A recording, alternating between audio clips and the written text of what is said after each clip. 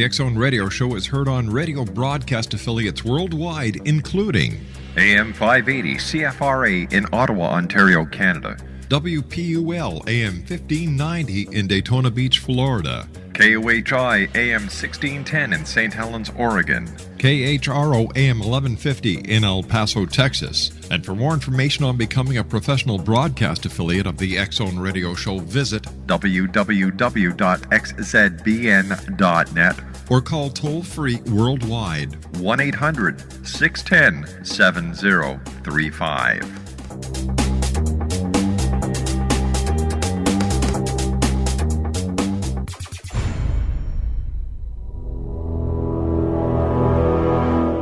The X Zone radio and TV show is largely an opinion talk show. All opinions, comments, or statements of fact expressed by Rob McConnell's guests are strictly their own and are not to be construed as those of the X Zone radio and TV show or in any manner endorsed by Rob McConnell, REL-MAR McConnell Media Company, Talkstar Radio Network, its affiliated stations, or employees.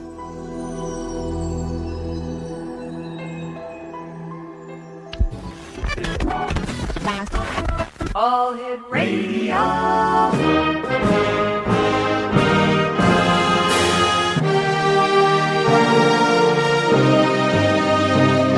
Welcome to the X Zone, a place where fact is fiction and fiction is reality. Now, here's your host, Rob McConnell.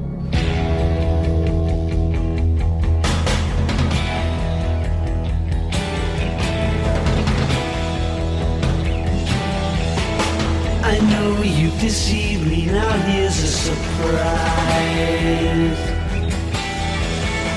I know that you have, 'cause there's magic in my eyes. I can see for miles and miles and miles and miles and miles. Oh yeah. If you think that I don't know about the little tricks you play and never see you when deliberately you put things in my way. And welcome back to the X Zone, everyone. My name is Rob McConnell, coming to you from our studios in Hamilton, Ontario, Canada. Toll-free worldwide, 1-800-610-7035. Email xzone@xzoneradiotv.com. On MSN Messenger, xzoneradiotv@hotmail.com, and our website, www.xzoneradiotv.com.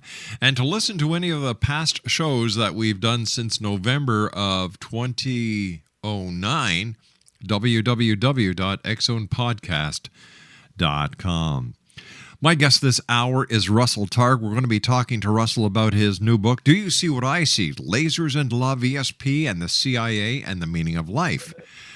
Now in paper, Do You See What I See? A droll memoir by a world-class physicist that includes recollections of his involvement with pioneering laser research, encounters with many of the most recognizable literary, cultural, and entertainment figures of the 20th century, and his role in teaching ESP techniques to the CIA. Now, Russell Targ is a Zelig-like character. His story is an idiosyncratic journey through the highways and byways of American intellectual, scientific, and cultural life in the 20th century. Along the way, he rubbed elbows with Anne Ryan, Alan Greenspan, Alan and Arlene Alda, Bobby Fischer, and Sally Rand. He was a pioneer in laser research and spent many years developing airborne laser wind sensors for Lockheed and NASA. In addition, he co-founded the Stanford Research Institute Remote Viewing Program, or viewing program, which was funded by the CIA, and was instrumental in tracking Soviet and Chinese weapon installations during the Cold War. And to round it out, he is legally blind, and he's a motorcyclist who happens to be a Buddhist. In this fascinating memoir by a first-class intellect, the story of a physicist who has pushed the boundaries of science to explore the realms of parapsychology, spirituality, and the unexplained. Joining me this hour is Russell Targ. And Russell, welcome back to the X Zone. Great having you with us, sir. Well, it's a very nice introduction. It sounds like if you live long enough, you get to do a lot of interesting things. And meet a lot of interesting people. Yes. So I grew up in New York where I was doing magic and physics. Then I came to California and started this ESP research program with the CIA, teaching them how to be psychic, and we just went on from there. Russell, you and I But have... it was the magic that led me to ESP research. When you stand on the stage doing a magic trick, pretending to read minds, a magician will often have information come to him beyond what he should get from the trick that he's doing. And I was recently on the air with Melbourne Christopher and the great Kreskin. Yes. And they agreed that although they're not enthusiastic about psychic stuff, that sometimes they can supplement their act with whatever ESP comes their way. Russell, stand by. We've got to take a 2-minute commercial break. We'll be right back. Exonation. Russell Targ is our very special guest this hour. www.espresearch.com. We're talking about Russell's new book, Do You See What I See? Lasers and Love, ESP and the CIA, and the Meaning of Life. We'll be back on the other side of this 2-minute commercial break. Don't go away. And never see you when deliberately you put things in my way.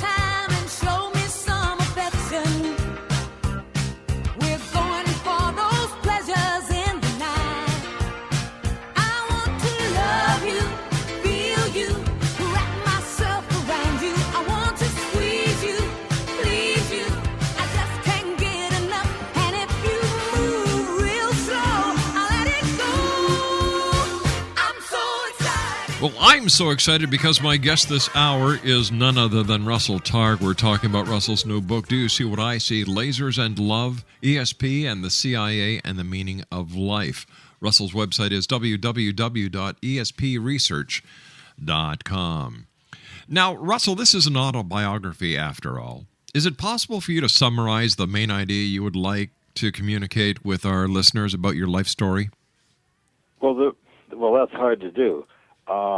The reason I wrote the book is that I'm a visually handicapped person. I've always had very poor vision, could not read blackboards in school, but I was able to do a lot of interesting things. So that I became a physicist, I went to graduate school at Columbia, and probably because of my bad vision, I got interested in psychic stuff and developed my own ESP ability somewhat and became very skillful at helping other people, more talented than me, learn the psychic ability. So the point of the book is that even though a person might be handicapped in some way, there is still, if he's hardworking and courageous and lucky, he gets to do a lot of interesting things, as long as he keeps moving. Mm-hmm. So I think the idea of this book is that the overall idea that I'm describing in sort of the meaning of life portion is that we are, in our essence, non-local awareness. Our awareness extends past ordinary space and time so that as we quiet our mind, we're able to experience what's happening in the future and what's happening in the distance. And it's not a metaphysical idea. We had a 25-year program at Stanford teaching people how to look into the distance and into the future, and that was supported by many, many U.S. governmental agencies during the Cold War. And because of our success, the government of the U.S. set up a remote, set up a remote viewing organization at Fort Meade in Maryland, and we had a whole psychic Army Corps. Now, we were not staring at goats. That amusing film, but it gives you the wrong idea of what we were doing. But we did set up a psychic corps on the East Coast of the U.S., in which quite a number of Army intelligence people became very proficient at quieting their mind and describing things that are happening in the far distance. So the purpose of writing this book is to encourage people to get in touch with the psychic side of themselves. It's not hard to do. You don't have to spend a lot of money for classes. You don't have to give away your mind or eat porridge at the feet of your guru. It's an ability we all have. And I guess the purpose of the book is to give people permission to make use of their own psychic abilities. Russell, is it possible when you're doing remote viewing and doing ESP to actually pass the 3 dimensions that we're attuned to and actually go into further dimensions? And a lot of people now believe, especially with quantum physics, that we have as many as 11 dimensions. So is it possible to pass the 3 that we have and get information from the 11th, for example? Well, the other dimensions that I think we have come from sort of ordinary physics and not quantum physics. The earliest pioneers like Schrödinger and Minkowski, who taught Einstein, felt that we have a familiar 3 dimensions we all know about, and the time dimension, and the idea that each of those dimensions may have a real part and an imaginary part, so that there are 4 real dimensions. You and I are separated by 5,000 kilometers, and we're talking to each other in real time. So Yes. The only distance between us is 5,000 kilometers in the real plane. But there will be a place through the complex space-time, which physicists today call non-local space-time, that allow us to be connected with one another. So if I held up an interesting object here and asked you to quiet your mind, maybe not while you have a mic in one hand, you could describe my object with no trouble. And it's as though through the complex space-time, there's no separation between us. The Buddhists have said for 2,500 years that separation is an illusion. So it's not like we're creating additional dimensions. I'm not pulling you into the so-called 4th dimension. But physicists agree now that we live in a non-local space-time. And that a non-local space-time means that phenomena that occur in seemingly distant places are not so far apart. But it does not pertain to the 11 dimensions of string theory. So that's a conjecture and is not known to be true. The fact that psychic abilities are independent of space and time is known to be true. The ESP researchers don't know a lot about how ESP works, but we are all absolutely convinced that psychic functioning is independent of space and relatively independent of time. And I'll just say it again, it's no harder to describe something that's going on 5,000 kilometers away than it is to describe what's going on across the street. That spatial distance does not interfere with your ability, and looking a few days in the future is just as easy as describing something contemporaneous. For example, one of our most famous exploits at Stanford was describing changes in the silver commodity market. And we did that 9 weeks in a row. Every Monday, a psychic would try and describe what we would hand him the following Friday, 5 days in the future. And the object we would hand him was keyed or associated with whether the market would go up or down, up a little or up a lot. And he was correct 9 times in a row, and we made $120,000 back in 1982 when $120,000 was a lot of money. So the fact that we were looking 5 days in the future in no way interfered with this fellow's ability to describe on Monday what we'd hand him Friday. Is the U.S. government and other governments of the world still using remote viewing and ESP as a way of gathering intelligence? I certainly hope so, but I have no knowledge that they're doing that. Our program at Stanford ended in 1995 when Robert Gates, who's now Secretary of Defense, at that time he was head of the CIA, Gates closed down our program in 95, saying that America no longer had any enemies, so we no longer needed a psychic corps, because we ordinary CIA could deal with the problems. That was 95. And of course, we went about a decade before we had to deal with Osama bin Laden. That's right. But there might be a secret psychic corps in the basement of the Pentagon that I don't know about. For example, I know that the CIA approached some of our best remote viewers on a freelance basis to do things for them. My experience is that it doesn't work so well, because although remote viewing seems transparently easy, to actually do an operational task requires some skill, both from the interviewer and, of course, from the viewer. So I hope that they're still doing it in the basement of the Pentagon, but so far as I know, the government does not have any psychic program at the present time. Russell, with Osama bin Laden still being at large, and with someone with your abilities and the other researchers that you worked with in the past when you were doing work with the CIA and other governmental agencies, why wouldn't they call you up and say, Russell, we would like you to come and help us find Osama bin Laden?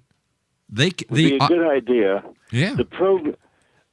We were supported by an unusual cadre of very courageous, successful, intelligent people in Defense Intelligence Agency, in the CIA, in Air Force intelligence. So we had a collection of head of the agency-sized people who were very smart and open-minded. Mm-hmm. But there are always people who are principally religious fanatics, fundamentalists, who hate ESP and are afraid that psychic abilities are from the devil. And there are people like that still in Congress. So our government agency, the CIA and Defense Intelligence Agency, were teased by other people for supporting us. The fact that we continue to bring in valuable information is what kept our program going for 23 years. And let me tell you, the most unlikely paranormal thing in our program is that we kept going for 23 years. That is probably the longest running program in the history of the government. I'm going to try and find out if that's true. It's very, very hard to get follow-on money. For example, when I was at Lockheed, we were building laser systems to prevent airplane crashes, and that worked very well. We had a 2-year program. I wanted another year to do a demonstration of ability, and we spent a huge amount of trouble trying to get a 1-year follow-on, whereas in the psychic program, we had 23 years of continuous funding. Russell, stand by. So We've got to take a commercial. We've got to take a commercial break. We'll be right back with the news. X-Zone Nation, Russell Targ's our very special guest. Always a great honor to have Russell with us here in the X-Zone. His new book, Do You See What I See? Lasers and Love, ESP and the CIA and the Meaning of Life. His website, www.espresearch.com. We'll be back after the news. Don't go away.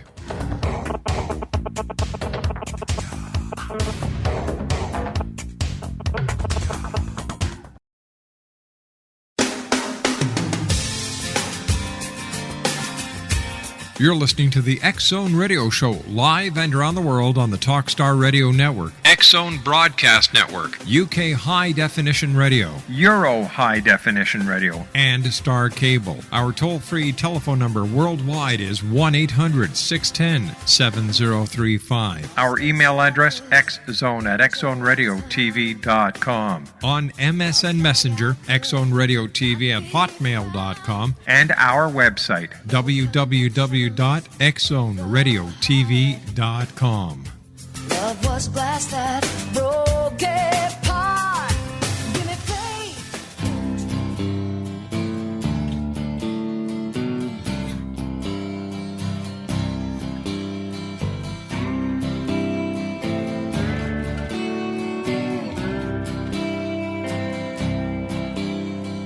Martin Luther in the game of life. Andy Kaufman in the wrestling match. Monopoly 21, checkers and chess. Mr. Fred Lassie in a breakfast mess. Let's play Twister, let's play Risk.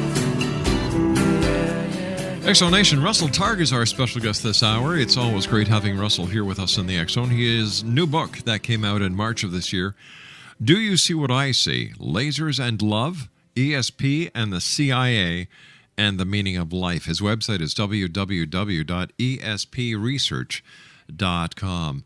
Russell, someone was telling me that you have an ESP teaching, what are they called for the iPhone? An app. You could call it a teaching machine.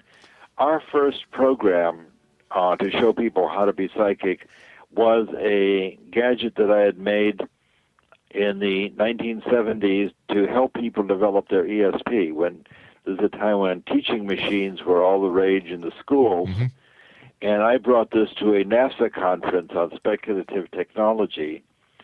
This is a electronic device that allows you to choose one of 4 colored pictures that are in front of you. You touch one, and hopefully you touch the one that's going to ring a bell, show you a picture, vibrate in your hand, and give you feedback, and you learn that was correct. So I brought this machine to a NASA conference where I met Werner von Braun and Arthur C. Clarke and a bunch of NASA notaries, notable people. And they gave us our first money at SRI in 1972 because von Braun did excellently with the ESP teaching machine. And we had a program at Stanford for a year where we worked with 150 people and found that many of them were able to get in touch with the part of themselves that's psychic, improve their ESP, and it's a year-long program with this ESP device. And I'm now a Apple enthusiast. I love my iPhone. So I wrote a ESP game, an application for the iPhone, which is free. And this is called ESP Trainer, a free download from the application store from iTunes. And you can have this NASA-developed ESP game on your iPhone at no cost. And people are now writing to me about very high scores. A single run with this game is a run of 24, and because there are four buttons to push, you would expect people to get 6, and many people are getting 12 or 14, with astronomical high scores. And that interests me, so I'm in touch with all these high-scoring people, and it's a free application that lets you get in touch with your psychic abilities and improve it. Russell, So why do you... the name is ESP Trainer. Russell, why do you think people are getting such high scores these days? Well, that greatly interests me. I think that I have 7,500 downloads, so I have a big pool of people who are playing with this. And I think some of them are sitting home quietly, simply. The trick is, with this game, you just learn what nobody's watching you, the sort of thing you do in the privacy of your own home, and you can learn what it feels like when you press the button that's going to ring the bell and show you a picture. It's just quiet. You're sitting looking at your iPhone. Mm-hmm. You see 4 colored squares in front of you, and you just learn what it feels like that I'm going to press that green square, and I'm confident it's going to ring the bell, and it does. So you learn what it feels like when you have a psychic hunch. For example, if you're driving down the highway and you suddenly get a feeling that I should change lanes, you may have this feeling often, but sometimes you change lanes and avoid an accident. We had a contract monitor from the CIA who had flown on thousands of airplane trips, but one day he was flying out of Detroit with his partner, and he had a very frightening dream of a horrific airplane crash with him in it. But it was so realistic that even though he had flown many, many times, he decided to follow his intuition. He didn't want to seem like a sissy, of course, so he told his partner something came up. He drove his partner to the airport, and as he drove away, he got to see the airplane crash without him on it. So it's as though his experience of the crash the following day stimulated him at an earlier time to have a dream. It's a way that the future can affect the past. So, and in fact, many people have their very first psychic experiences in terms of a precognitive dream. Precognitive dreams are very common, and you can learn to separate them from ordinary dreams of wish fulfillment and anxiety. how does a person separate that? Because I was just going to ask you. How does a person? I knew you were going to ask me that. Yeah, it's uncanny. It's truly uncanny. So how does a person actually tell the difference between a precognitive dream and a wishful dream? Well, the ordinary dreams we have are dreams filled with the residue of the previous day. Mm-hmm. For example, if you cross the lake at a hydrofoil boat and it shakes you up and you dream about being on a boat, you know that's from yesterday's trip.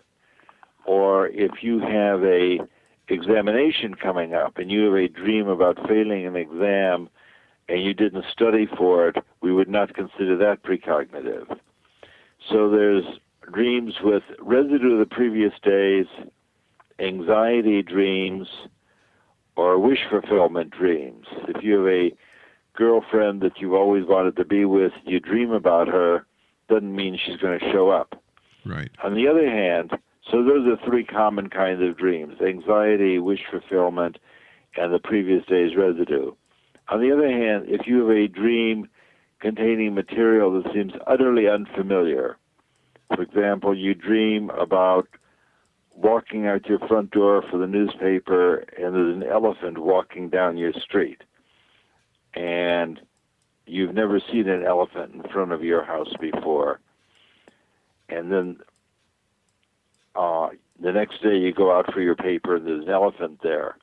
So I would say the next day the elephant was the cause of your dream the previous night. So one way you can tell that the dream is precognitive is if the dream contains material that's bizarre and unfamiliar to you, not part of your normal repertoire of things that you would think about or dream about. Also, dreams that tend to be unusually, preternaturally clear or bright or vivid tend to be precognitive. And the way to tell which dreams are precognitive is to start writing them down. Carl Jung wrote about this in his very nice books, Dreams, Memories, and Reflections. And what he said, if you want to get in touch with your dream life, you should have a little notebook by your bed. And before you get up in the morning, before you move, write down the dreams that you've had, especially the dreams you had on awakening, and you'll be able to tell the dreams that are just bubbling up from your subconscious and the dreams that are brought to you by the future. And you can learn to incorporate it. I mean, that's useful information. And creating a little dream diary is quite a helpful thing to do to learn about who you are and what's waiting for you in the future. Now, we've had many psychics on this show, Russell, and there are psychics who claim to be psychics that I don't think are more psychic than one of my two Shih Tzus. Then you come across the psychics who you take a look at their predictions and you say, okay, based on the world events of today, this is what I would consider to be an educated guess. I have yet, Russell, to have a psychic on the show that blows me away. I've had psychics come on the show who are so self-confident that they actually send me 2 months ahead of time what is going to happen. Nothing happens. Then I ask the question, well, if psychic ability is real, how come psychics don't predict world events? For example, none of the psychics that we've had on the show have, were able to predict the earthquake in Chile, the earthquake in Jamaica or Haiti. I mean, the oil disaster in the Gulf. So, what would one do to validate psychic ability compared to bad showmanship?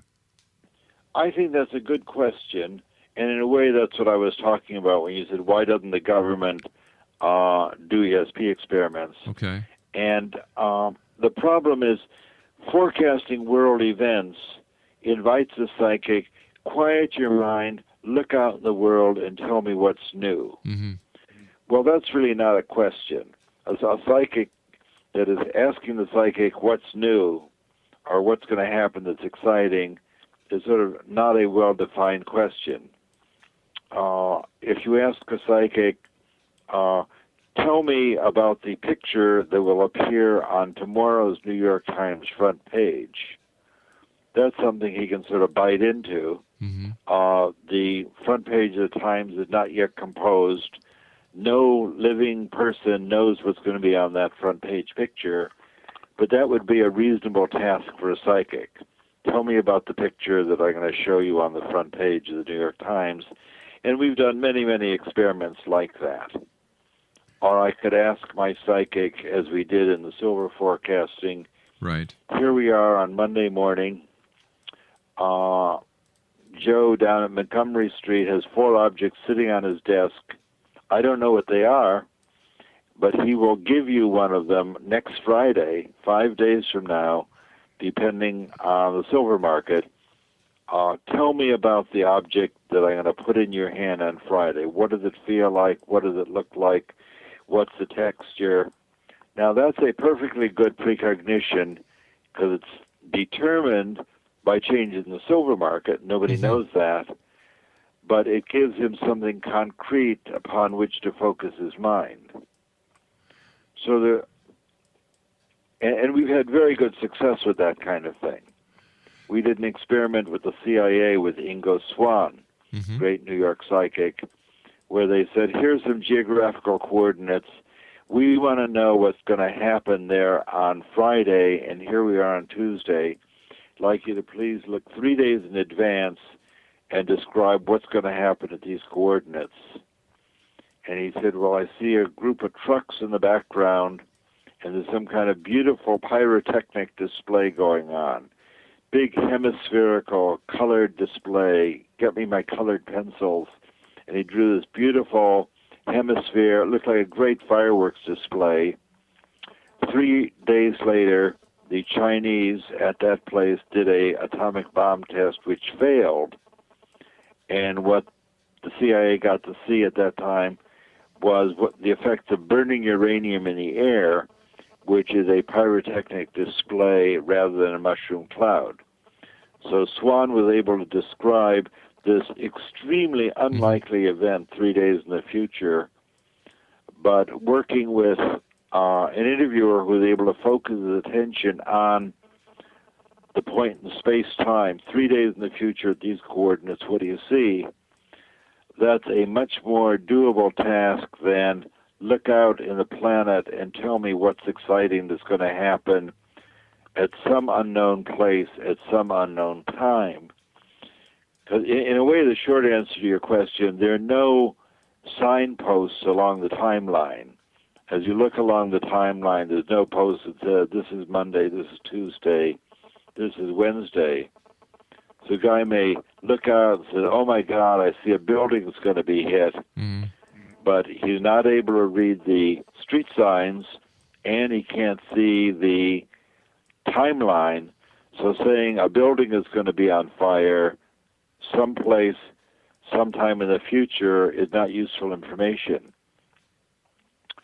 So ESP is very useful at finding things if you know what you're looking for and know what time to...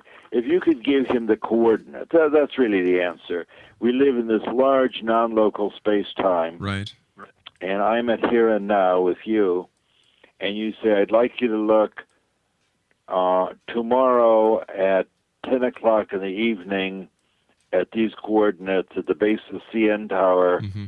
Well, what's going to be at the base of the CN Tower tomorrow at 10?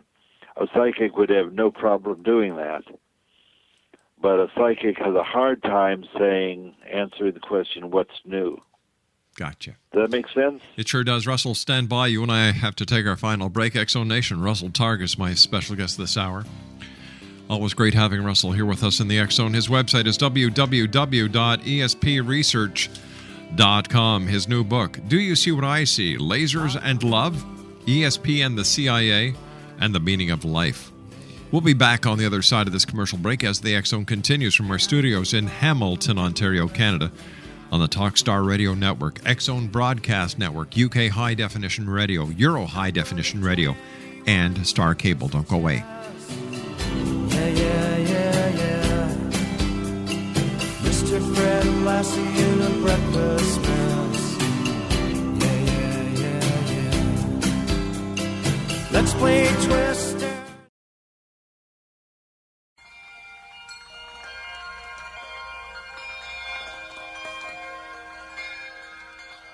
It's a beautiful morning.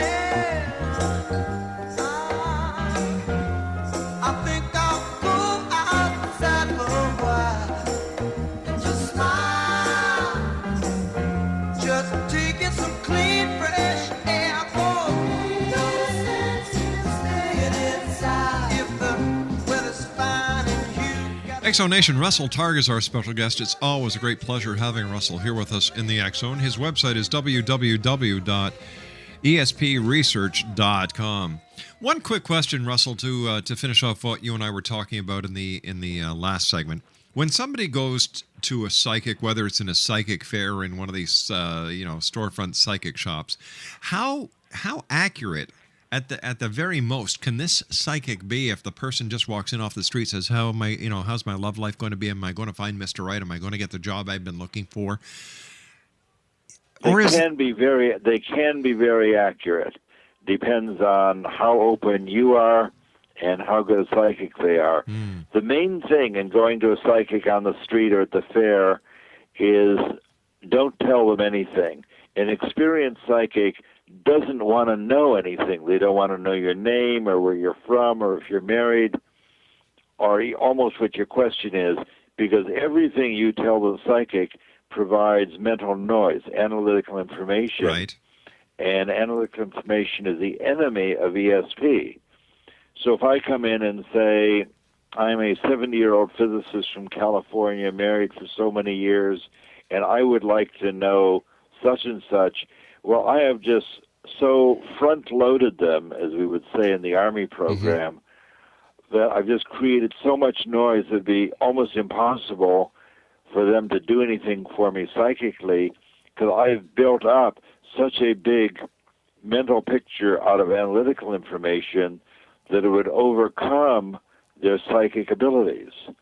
So an experienced psychic will immediately say, don't tell me anything. Everything you say makes it harder.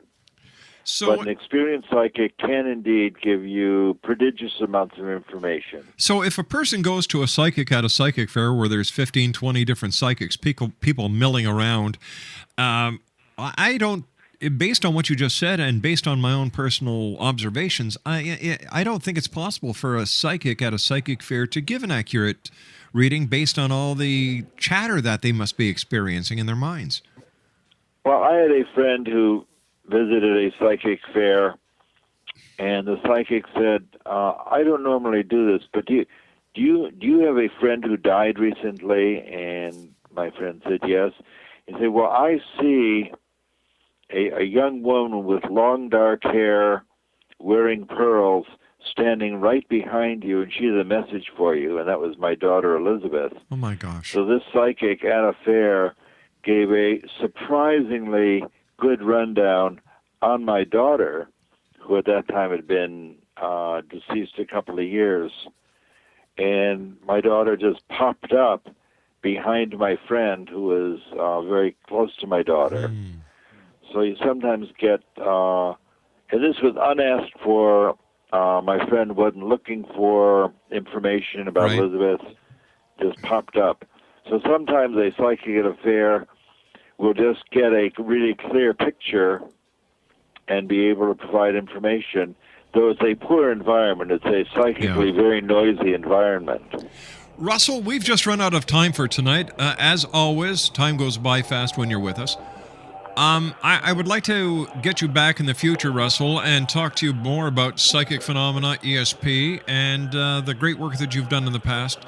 So until then, Russell, I want to thank you very much for joining us. And Exonation, if you'd like to find out more about Russell, his website is www.espresearch.com. That's www.espresearch.com. Russell Targ, thank you very much for being with us. Thank you very much for the opportunity. Take care, my friend. Speak to you soon. Exonation, when we come back on the other side of this break at 6.5 minutes past, more from the X-Zone as we continue our investigation into the world of the paranormal and the science of parapsychology from our studios in Hamilton, Ontario, Canada.